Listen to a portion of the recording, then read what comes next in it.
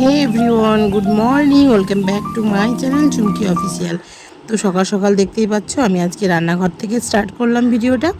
আর এই যে দেখতে পাচ্ছ এটা হচ্ছে হামল দিস্তা, আর হামল দিস্তার মধ্যে রেখে দিয়েছি টমেটো কুচিয়ে। আর এখানে হচ্ছে মাছ ভাজা।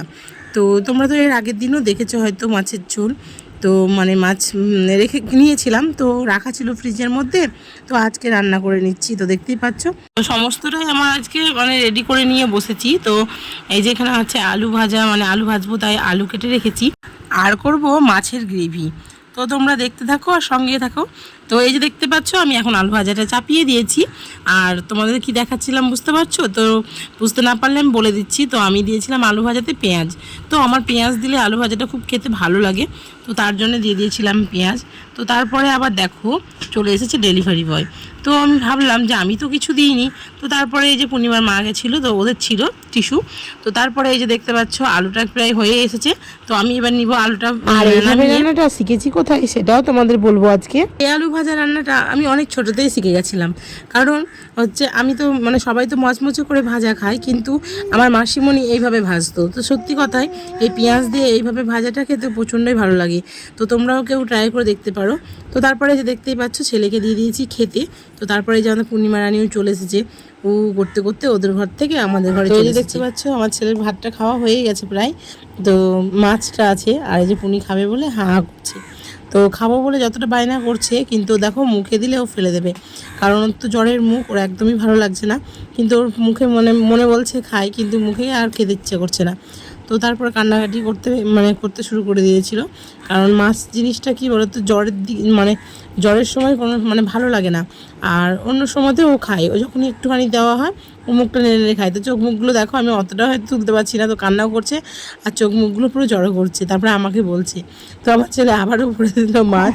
তো জানি না ও খাবে কি না। তো দেখো আমি হয়তো একটু ভুল ছিলাম, কারণ ওর মাছটাকে হয়তো খেতে ইচ্ছে ছিল, তার জন্যই ও হাঁ করছিল। আর আমি ভাবছিলাম হয়তো খাবে না, তো তার জন্য তোমাদেরকেও আমি এটাই বললাম। তারপরে কান্নাও করছিল আমার কাছে আসার জন্য।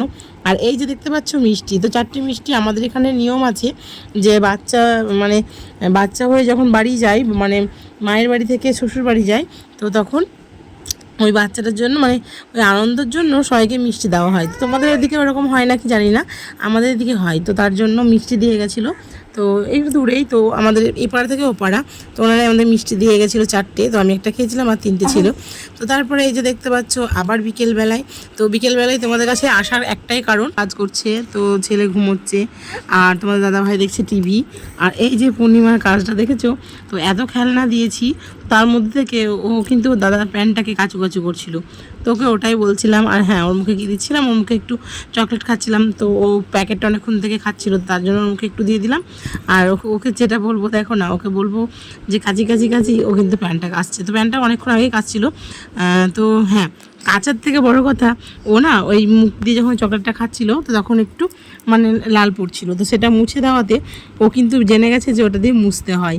তো কিভাবে ওর মুখটা মুছবে তোমরাও একটু খেয়াল করলে বুঝতে পারবে যে ও মুখ মুছাও শিখে গেছে।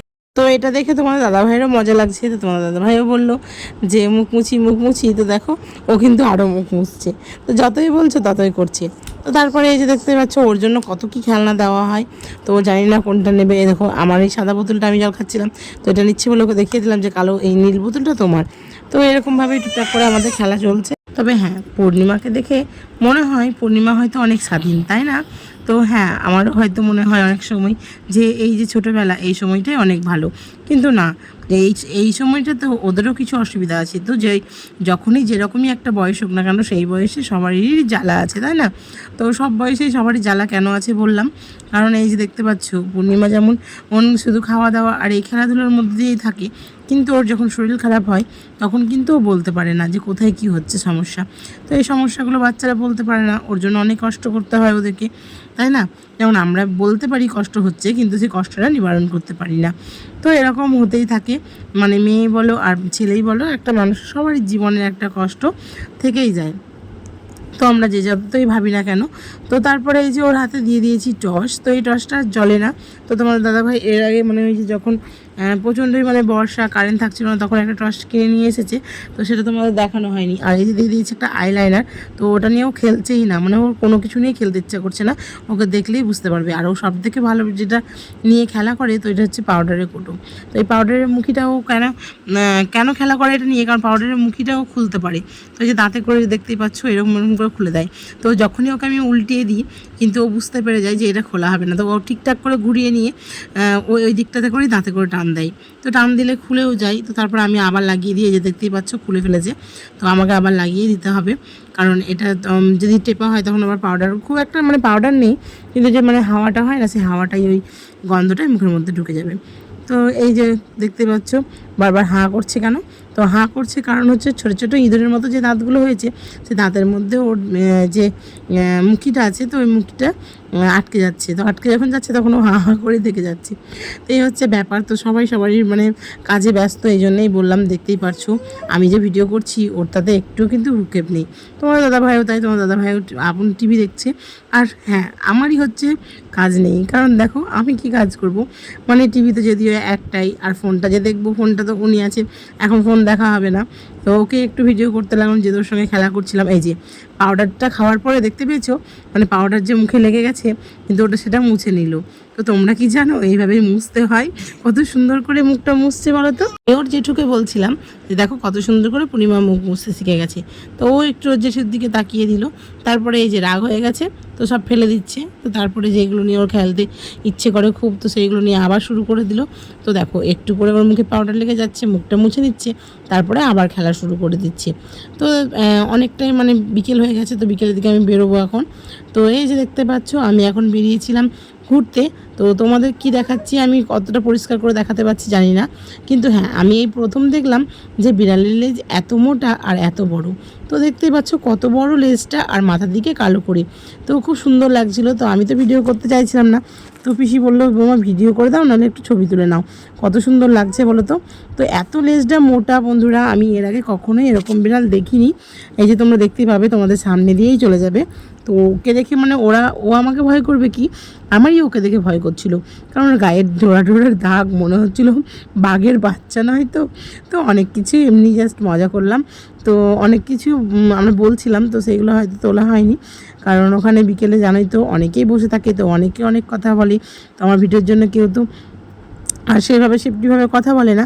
তো তারপরে যে দেখতে পাচ্ছ অনেকটা কাছে চলে এসেছি, আর এই যে দেখতে পাচ্ছ ঘাস পাতা খাচ্ছি, আর এই ঘাস পাতা খেলে না ওরা বমি করে, তো তার জন্য বেশি তাড়াচ্ছিল যে এগুলো খাস না, কারণ তুই তো বমি করবি, আর করলে এখানেই করবি। তো তারপরে যে আমাদেরকে দেখে একটুখানি দৌড়লো। এই যে এখন খুব কষ্ট করে বোঝা যাচ্ছে, তোমরা নিশ্চয়ই বুঝতেই পারছো। তো ও যদি আরেকটু ছেড়ে দেয় লেজটাকে কিন্তু একদম নিচে ঝুলতে ঝুলতে চলে যাবে। তো তারপরে ওকে দেখতে দেখতে আমি ক্যামেরাটা দেখো কোন দিকে একটু ধরে নিয়েছিলাম, যে তোমরা দেখতেই পাচ্ছিলে না। আর যাচ্ছে দেখো কেমন পুরো একবারে রাজা। তো ওদের মানে এইগুলো তো ওদের রাজা, মানে ওরা তো এখানকার রাজাই হবে, কারণ এখানে সেরকমভাবে কেউ থাকে না, তো ওরাই বসবাস করে। কিন্তু যদিও এই বিড়ালটা কারোর বাড়ির হবে, হয়তো ঘুরতে এসেছে, এরকম হতেই পারে। তো তারপরে তোমরা একটু দেখতে পাবে খেয়াল করলে, দেখো আমাদের এই রাস্তায় তো নতুন রাস্তায় সবাই হাঁটে, তো এটা হচ্ছে আমাদের নিউ টাউনের রাস্তা। তো রাস্তাতে সবাই মানে কি প্রচুর লোক হাঁটে, সকাল থেকে যদি শুরু করা যায় তো সকালে আর বিকেলে প্রচণ্ডই লোক হয়। তো তারপরে একে দেখো ও কিন্তু নিজের তেজে পুরো একদম মানে কি বলবো, মানে কাউকে ভয়ও করে না, আর কাউকে ভাবছেও না যে আমাকে দেখে কেউ আমাকে দেখছে। তো দেখো রাস্তার মধ্যে কত সুন্দর হাঁটি পা করে ঘুরু করছে। তো তোমাদেরও আমি একটুখানি দেখানোর চেষ্টা করলাম যে কতটা পারবো জানি না। দেখো এদিক ওদিক করে আবার দেখছি যে কোন দিকে যাব ভাবলো, তারপরে দেখো কি সুন্দর টুকটুক করে যাচ্ছে না। তো এত গাড়ি যাচ্ছে, মানুষ যাচ্ছে, ও কিন্তু ভয় পায় না। তো ভিডিওটা আমি আবার পরে করলাম, তো তার জন্য তোমাদের দেখাতে পারলাম না যে একটা গাড়ি যাচ্ছে। তো গাড়িটাকে দেখে মানে রাস্তাতে অনেক লোক কমই আছে, আর হচ্ছে হ্যাঁ আজকে প্রচণ্ড মেঘও করেছিল। তো আমি এদিকে বসেছিলাম, দেখো আমরা বসে থাকি ওই যে দেখতে পাচ্ছি সাদা বাড়িটার ওখানে, আর অনেকটাও গরম পড়েছে আজকে, আর মেঘটাও করেছে, ওর জন্য ভাবলাম যে আজকে এখানে বসলাম একটু হাওয়ার জন্য, কিন্তু হাওয়া তো সেরকম একটা নেই, তো তার জন্য বাড়ি চলে যাব আর এখানে থাকবো না। তো ভিডিওটা যদি কিছু ভালো লাগে থাকে like comment share and subscribe করতে কিন্তু একদম ভুলবে না। আর হ্যাঁ, ভিডিওটা যদি সবার প্রথম দেখতে চাও তাহলে বেল আইকনটা প্রেস করতে কিন্তু ভুলবেই না।